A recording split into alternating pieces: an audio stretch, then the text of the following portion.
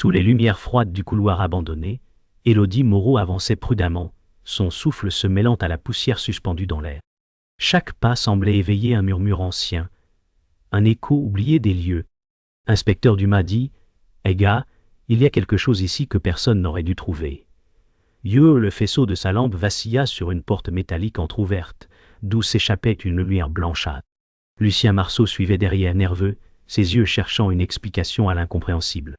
En franchissant le seuil, Élodie sentit une pression dans l'air, comme si le vide lui-même retenait son souffle. Sur le sol flottait un corps, suspendu dans un espace sans repère, ni haut ni bas. Dumas dit « Au gars, ce n'est pas possible. » Il ne touche rien. Le silence s'abattit, lourd, presque vivant. L'espace semblait se plier autour du cadavre, défiant toute logique. Élodie serra les poings, comprenant qu'il venait d'ouvrir une porte vers quelque chose qu'il ne pourrait jamais refermer. Lucien dit « Aouga, ce corps, il flotte sans support. C'est un rêve, non ?» Dumas secoua la tête, ses yeux fixés sur le vide. Aucun bruit, pas même le souffle du vent. Élodie sentit une vibration sous ses pieds, comme si le sol respirait. Elle s'avança d'un pas, mais l'espace sembla s'étirer. Chaque seconde paraissait suspendue, figée dans une tension surnaturelle. Une lumière pulsante parcourut la pièce, révélant brièvement une inscription sur le mur « Ce qui est trouvé ne doit jamais être nommé ». Élodie dit « Ego, quelqu'un savait... Il nous a conduits ici. » Un silence lourd suivit, chargé d'un pressentiment indicible. La peur s'installa dans leurs regards, car rien de ce qu'ils voyaient n'avait de sens. Le vide lui-même semblait les observer. Dumas approcha du mur, effleurant les lettres gravées. « Ogue, ce message n'a pas été écrit récemment. » « Où dit-il ?» La voix tremblante. Lucien observa les symboles avec méfiance. « Ogue, on dirait une langue oubliée. »« Ouais, Élodie !» Le regard fixé sur le corps murmura. « Yoga, pourquoi nous ?» Un bruit sourd résonna au-dessus d'eux. Des fragments de plâtre tombèrent. Le vide vibra, aspirant la lumière autour. L'air devint plus lourd, plus froid. Dumas dit « Ewa, sortez vos enregistreurs. On doit documenter tout ça. » Mais aucun appareil ne fonctionnait. Leurs écrans restaient noirs, absorbés par le silence. Le vide ne laissait aucune trace. Lucien sortit un petit dictaphone, mais dès qu'il parla, la bande grésilla et se stoppa. Le silence engloutit sa voix. Élodie dit « Ah bah, il n'y a pas d'onde ici. Rien ne sort. » Dumas fronça les sourcils. « Ogue, ce lieu n'existe peut-être même pas sur nos cartes. » Leurs lampes clignotèrent, projetant des ombres mouvantes sur les murs. Dans l'éclat intermittent, le corps sembla changer d'orientation, tournant lentement vers eux. Élodie sentit son cœur s'arrêter. Le cadavre ouvrit lentement les yeux. Deux puits vides, reflétant leur propre peur. Élodie recula d'un pas, sa main serrant instinctivement son arme. Dumas dit « Ewa, calme-toi. Ce n'est peut-être qu'un réflexe post-mortem. » Mais le corps parla. Une voix venue de nulle part résonna dans le vide. « Je n'ai jamais touché le sol. » Les mots vibrèrent, déformant l'air. Lucien lâcha sa lampe, qui tomba, sans bruit. Élodie sentit ses genoux fléchir. Dumas tenta d'approcher, mais le vide sembla s'étendre, avalant la distance. Le corps flotta plus haut, comme aspiré par une force invisible. Un souffle glacial balaya la pièce. Ce n'était plus un mystère. C'était un avertissement. Le lendemain, Élodie observait la mer grise depuis la fenêtre du poste. Le vent portait l'odeur métallique du port. Dumas dit « Au gars, ce que nous avons vu hier ne peut pas être rapporté. » Elle serra la mâchoire, son regard perdu dans les vagues. « Si on cache la vérité, elle finira par nous dévorer. » Lucien entra, pâle, tenant une photo trouvée sur la scène. Le visage du mort y apparaissait, mais autour de lui, le fond semblait se dissoudre dans le néant. Élodie sentit un frisson lui parcourir la nuque. Elle murmura « Yogo, il n'appartenait pas à notre monde. » Le tic-tac de l'horloge devint assourdissant. Dumas se détourna. Déjà trop loin. Leurs silences se croisèrent, lourds d'une culpabilité qu'aucun mot ne pouvait apaiser. Plus tard, Élodie s'assit seule dans son bureau, observant le dossier du mort. Aucun nom, aucune empreinte, aucun passé. Elle dit doucement, « Oga, même les morts ont une histoire. Lui, il n'a que le vide. » Yo, un souvenir remonta, le visage de son frère disparut dans une enquête jamais résolue. Ses mains tremblaient. Dumas entra sans frapper. « Oge, on a reçu un appel anonyme, » Yo dit-il. « Oge, quelqu'un prétend savoir ce qu'est le vide. » Yo, Elodie, leva les yeux, la peur mêlée à la curiosité. « Oge, où est-il nous rencontrer ?» Yo, Dumas répondit, « au gars sous les docks. » Ce soir, Yo, le silence retomba, comme une ombre. Dans ses yeux, une flamme renaissait, celle d'une vérité qu'elle refusait d'abandonner. Le soir tomba, engloutissant le port dans une brume épaisse. Élodie, capuche relevée, suivait Dumas et Lucien le long du quai désert. Des lampes vacillantes jetaient des halos jaunes sur l'eau noire.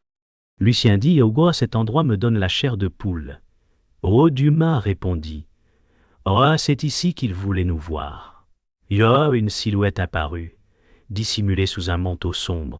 Elle dit « Eh oh, vous avez vu ce qui n'aurait jamais dû être vu.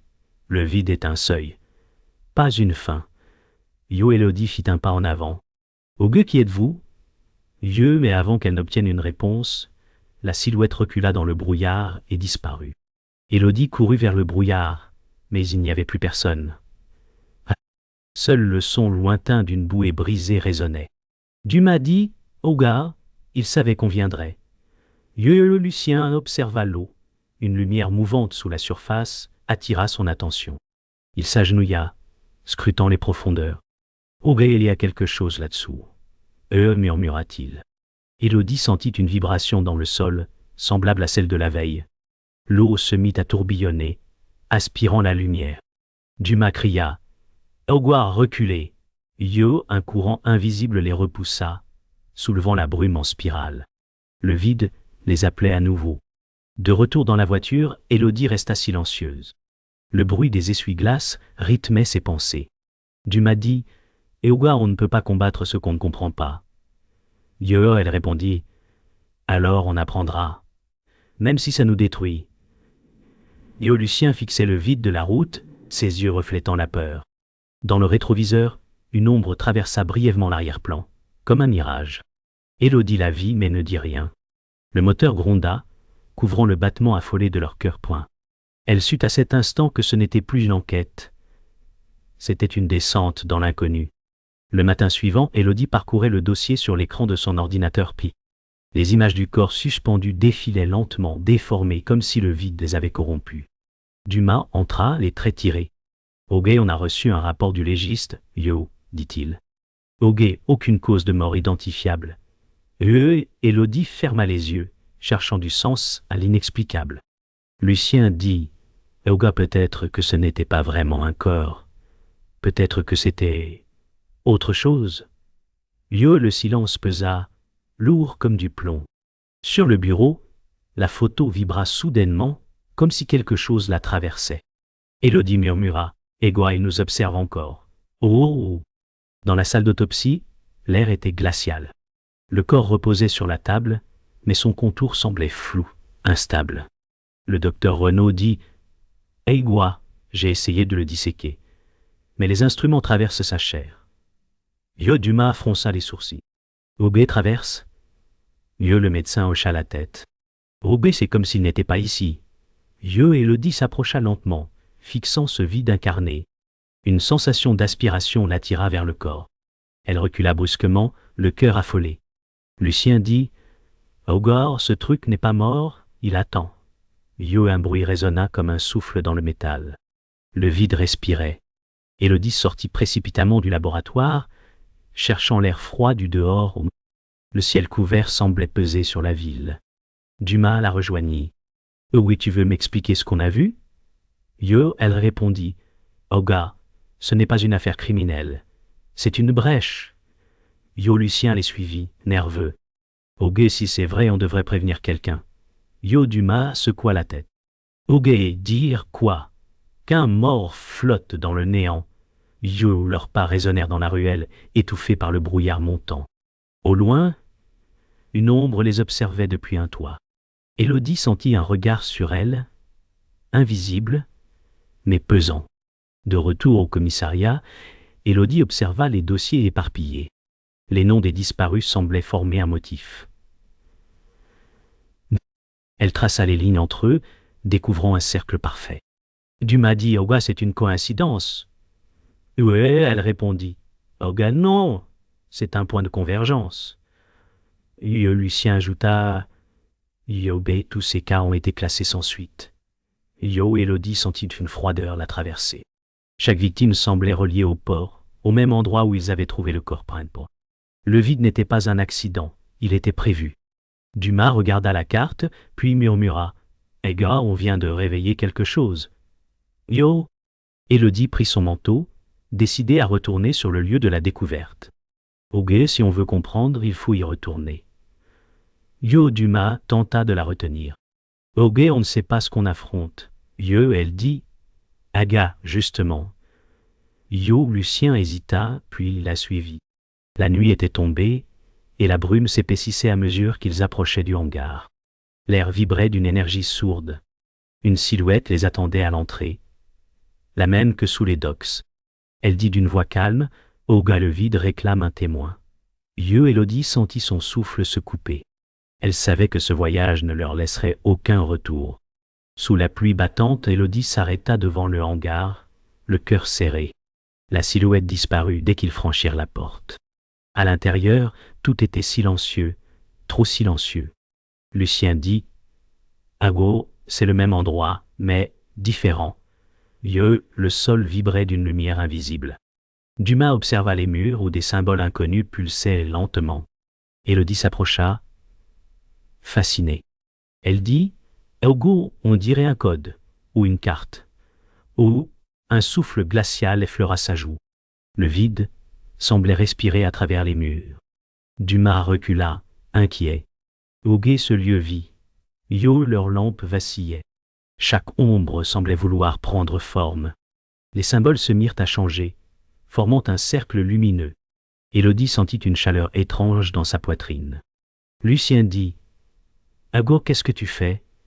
Elle ne répondit pas. Le cercle s'ouvrit, projetant une vision, le corps flottant, entouré de formes mouvantes. Dumas cria « Yoga, éloigne-toi !» Mais elle resta immobile. Une voix s'éleva, douce et lointaine, « Tu portes la clé. » Le souffle du vide s'intensifia. Les murs tremblaient. Élodie tomba à genoux, haletant. Dumas la saisit par les épaules. « Élodie, regarde-moi !» Ses yeux reflétaient maintenant la lumière du vide. Élodie reprit son souffle, ses mains tremblantes. Elle dit « Ago. » « Je l'ai vu. Il n'est pas mort. Il attend. » Dumas répondit « Et quoi? Qui attend ?» Elle leva les yeux. « Regouler le corps. Il n'était qu'un passage. Quelqu'un veut revenir. » Lucien pâlit. « Et au guet revenir d'où ?» Élodie regarda le cercle lumineux. Au guet de l'autre côté. Le sol se fissura, laissant échapper une brume noire. Le vide réclamait plus qu'un témoin, il voulait un hôte. Leurs lampes s'éteignirent tout à la fois. Dans l'obscurité, une voix chuchota leur nom. La voix devint plus forte, résonnant comme un écho à l'intérieur d'eux. Élodie entendit son prénom répété.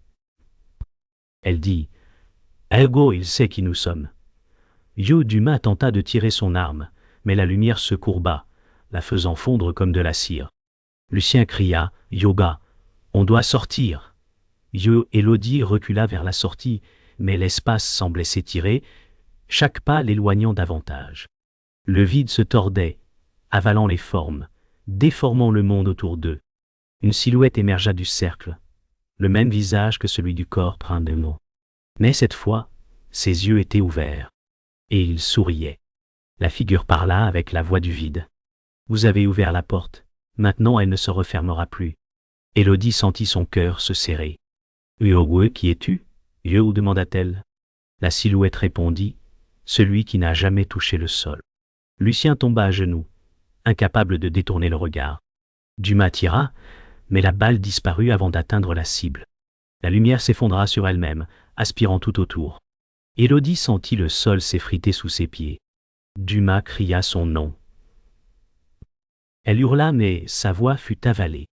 Dans un dernier regard, elle vit le vide prendre forme humaine. Le sol s'effondra, projetant Élodie et les autres dans une obscurité sans fin. Lorsqu'elle rouvrit les yeux, ils étaient dans un espace sans horizon. Le ciel et le sol se confondaient en une même matière liquide. Lucien dit « Oga, où sommes-nous » Vieux Dumas répondit « À Goa, dans ce qu'il reste du monde. » Yo, leur voix semblait absorbée avant de disparaître. Devant eux, la silhouette les attendait, immobile. Élodie sentit un battement régulier résonner dans sa poitrine, pas le sien, celui du vide. « Oga, pourquoi nous » redemanda-t-elle. « Parce que vous avez cherché, » répondit la voix. Et chercher, c'était déjà appeler. Élodie fit un pas, et la surface se plia sous elle comme de l'eau solide. Des images surgirent, visages des disparus, souvenirs déformés. Elle dit « Eh gros, ils sont piégés ici. » Yo Dumas serra les poings. « Obé, comment les ramener ?» Et la voix répondit « Il n'y a pas de retour.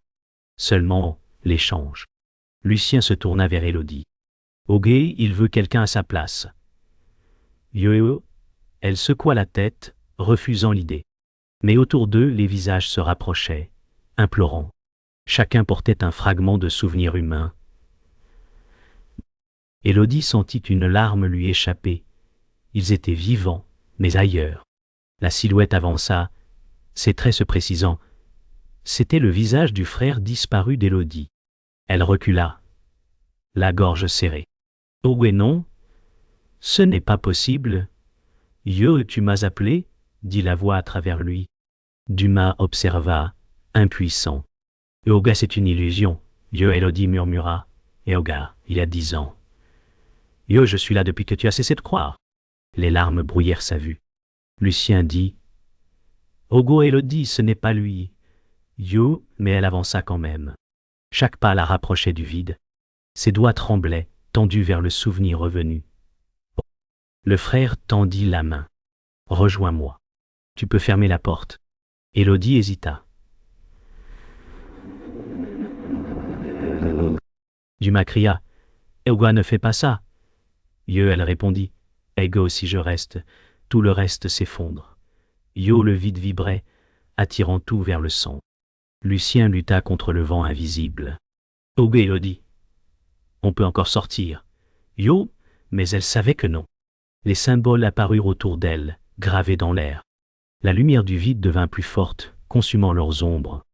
Dumas tomba à genoux, les yeux emplis d'un désespoir muet. Élodie fit un pas de plus. Élodie posa sa main dans celle du frère. Une lumière aveuglante jaillit, traversant tout. Dumas cria son nom, mais elle sourit. « Oui, il faut quelqu'un pour garder la porte. » Mieux, la lumière enveloppa son corps, le dissolvant lentement. Lucien tomba, abattu, point. « Le vide ne prend que ceux qui l'acceptent, » dit la voix, avant de s'éteindre. Tout devint silencieux. Dumas resta seul, la main tendue vers le néant. Le sol redevint solide, le ciel gris. Élodie avait disparu, mais le vide s'était refermé. À ses pieds, il ne resta qu'un reflet, le sien, et celui d'un monde qu'il ne comprendrait jamais. Le matin gris enveloppait le port dans une brume silencieuse. Dumas se tenait seul face à la mer, le regard perdu.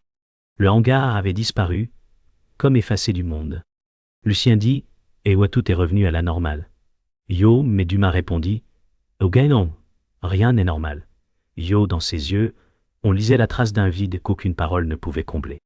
Les vagues se brisaient doucement, sans écho. Il murmura « Yoga, elle est partie. Mais c'est grâce à elle que le monde tient encore. » Yo, Lucien détourna le regard. La mer semblait respirer, lente, infinie, comme si quelque chose sous la surface écoutait encore. Dans le bureau d'Élodie, la lampe restait allumée. Dumas entra lentement, effleurant les dossiers éparpillés. Sur le mur, une photo d'équipe montrait leur visage encore plein d'espoir. Il dit doucement « Aga, elle croyait en quelque chose que je ne voyais pas. » Yo, Lucien répondit « Aga, elle nous a sauvés. » Yo, un souffle fit trembler la flamme de la lampe. Dumas fixa la chaise vide. « Obé, ou peut-être qu'elle nous a enfermés dans une vérité qu'on ne pourra jamais dire. » Yo, le silence s'étira, lourd. Sur la table, une trace lumineuse dessinait un cercle parfait, puis s'éteignit. Lucien consulta plus tard les enregistrements de l'enquête. Les vidéos étaient corrompues, des éclats de lumière, des ombres mouvantes, puis rien. Il dit, Hugo, tout ce qu'on avait, effacé. Yo Dumas répondit, Oga le vide a repris ce qui lui appartient. Yo sur l'écran noir, un reflet apparut le visage d'Élodie, fugace, à peine perceptible. Lucien écarquilla les yeux. Oga, tu as vu? Yo Dumas secoua la tête. Oga, parfois ce qu'on croit voir et ce qui reste. Yo, il ferma l'ordinateur. Dans le silence, un souffle léger fit vibrer les rideaux. Le vide ne dormait jamais vraiment. Une semaine passa. Dumas retourna seul sur le quai. Le vent apportait l'odeur du sel et du métal. Il sortit une boîte de sa poche, la montre d'Élodie, retrouvée près du vide. Il dit « Oga, tu avais raison. Certaines portes doivent rester ouvertes pour que le monde respire. » Yo, l'aiguille ne bougeait plus, figée à l'heure exacte de sa disparition. Dumas ferma les yeux, laissant tomber la montre dans l'eau. Elle coula sans bruit, avalée par les profondeurs. Le temps lui-même semblait suspendu, prisonnier du même silence qu'elle. Cette nuit-là, Lucien rêva d'un couloir sans fin. À chaque pas, la lumière s'éteignait derrière lui. Au loin, une silhouette se tenait immobile, Élodie. Elle dit « Hugo, tu dois garder le souvenir. Le vide se nourrit de l'oubli. » Yo, il voulut parler, mais aucun son ne sortit. Elle sourit doucement, puis recula, disparaissant dans la clarté. À son réveil, il sentit une paix étrange, mêlée à une peur sourde. Dumas entra dans la pièce et demanda « Hugo, mauvais rêve ?» Yo, Lucien répondit « Hugo, non. Peut-être un adieu. » Yo, le vide, lui demeurait silencieux, tapis juste hors de vue. La pluie tombait fine, presque silencieuse, sur le cimetière en bord de mer. Dumas tenait une rose blanche entre ses doigts. Lucien, à ses côtés, ne disait rien. Devant eux, une stèle sans nom portait simplement l'inscription « Celle qui a vu le vide ». Dumas dit « Et Olga, elle a donné tout ce qu'elle avait pour qu'on reste debout. » Yo, Lucien ajouta « Et pourtant, elle n'a jamais été vraiment d'ici. » Yo, le vent se leva, dispersant la brume entre les pierres. Un instant, Dumas crut entendre un souffle, sa voix murmurant quelque chose d'incompréhensible. Puis le silence reprit, infini et froid. De retour au poste, Dumas rangeait les dossiers d'Élodie. Il s'arrêta sur une page tachée d'encre. Un mot y était apparu, comme gravé dans le papier. Regarde encore. Son cœur se serra. Il leva les yeux vers le miroir suspendu au mur. Dans le reflet, le bureau semblait légèrement différent, plus sombre, plus profond. Et dans ce reflet, Élodie se tenait debout, immobile, le regard calme. Dumas murmura « Yoga, Élodie ?» mais la voix ne répondit pas. Elle posa une main sur la surface du miroir. Une fissure fine se forma, puis disparut aussitôt. Lucien rentra chez lui tard. La pluie battait contre les vitres. En ouvrant sa porte, il trouva sur la table une photo qu'il ne se souvenait pas avoir prise lui, Élodie et Dumas, devant le hangar, le jour de la découverte. Mais sur l'image, il n'y avait plus qu'elle. Les deux autres silhouettes avaient disparu. Il recula, le souffle court. La pièce sembla vaciller comme si l'air ondulait autour de lui. Il dit à voix basse, « Yoba, ce n'est qu'un souvenir. » Mais au fond, il savait, le vide n'efface pas, il remplace. Quelques jours plus tard, Dumas conduisait sur la route côtière. Le ciel était clair, mais l'horizon semblait flou. Dans le rétroviseur, il aperçut une silhouette assise sur la banquette arrière. Élodie. Elle souriait doucement, sans un mot. Il détourna le regard, puis vérifia à nouveau, la place était vide. Pourtant, un parfum familier emplissait l'habitacle. Il dit « Olga, tu veilles encore, n'est-ce pas ?» Yo, un léger écho répondit, comme un souffle porté par le vent, le vide n'oublie jamais. Dumas serra le volant, les yeux humides, poursuivant la route vers nulle part point. Cette nuit-là, au cœur du port désert, une lumière s'alluma sous l'eau. Lentement, une forme émergea. Le corps, celui qui n'avait jamais touché le sol. Mais cette fois, il portait un visage familier, celui d'Élodie. Ses yeux s'ouvrirent, reflétant la lune. Un murmure traversa la brume. La porte reste ouverte. Puis la mer se referma, avalant tout dans son silence. Au loin, une bouée grinça faiblement, oscillant au rythme des vagues. Le vide avait trouvé sa gardienne. Et quelque part, dans l'obscurité, un souffle reprit vie.